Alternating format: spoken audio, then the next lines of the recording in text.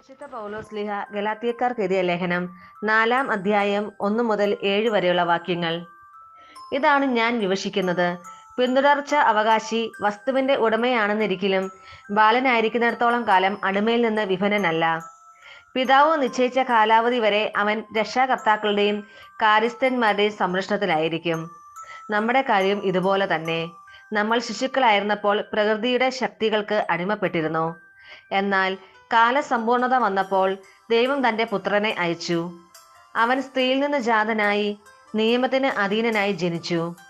അങ്ങനെ നമ്മെ പുത്രന്മാരായി ദത്തെടുക്കേണ്ടതിന് അവൻ നിയമത്തിന് അധീനരായി കഴിഞ്ഞവരെ വിമുക്തരാക്കി. നിങ്ങൾ മക്കളായതുകൊണ്ട് ആബാ പിതാവേ എന്ന് വിളിക്കുന്ന തന്റെ പുത്രന്റെ ആത്മാവിനെ ദൈവം നമ്മുടെ ഹൃദയത്തിലേക്ക് അയച്ചിരിക്കുന്നു. ആകയാൽ നീ ഇനിമേൽ ദാസനല്ല, പിന്നെയോ പുത്രനാണ്. പുത്രൻ എങ്കിൽ ദൈവഹിതമനുസരിച്ച് അവകാശിയുമാണ്. നമ്മുടെ കർത്താവായ മിശിഹായ്ക്ക് സ്തുതി. വിശുദ്ധ യോഹന്നാൻ അറിയിച്ച സുവിശേഷം 1-ാം അധ്യായം 6 മുതൽ 13 വരെയുള്ള വാക്യങ്ങൾ. ദൈവം അയച്ച ഒരു മനുഷ്യനുണ്ടായിരുന്നു. അവന്റെ പേര് യോഹന്നാൻ എന്നാണ്. അവൻ സാക്ഷ്യത്തിനായി വന്നു, വെളിച്ചത്തിന് സാക്ഷ്യം നൽകാൻ. അവൻ വഴി എല്ലാവരും വിശ്വസിക്കാൻ.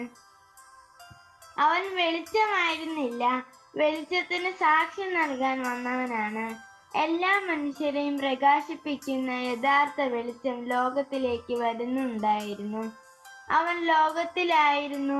ലോകം അവനിലൂടെ സൃഷ്ടിക്കപ്പെട്ടു, എങ്കിലും ലോകം അവനെ അറിഞ്ഞില്ല.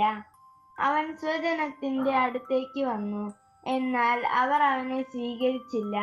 തന്നെ സ്വീകരിച്ചവർക്കെല്ലാം, തന്റെ നാമത്തിൽ വിശ്വസിക്കുന്നവർക്കെല്ലാം ദൈവമക്കളാകാൻ അവൻ കഴിവ് നൽകി.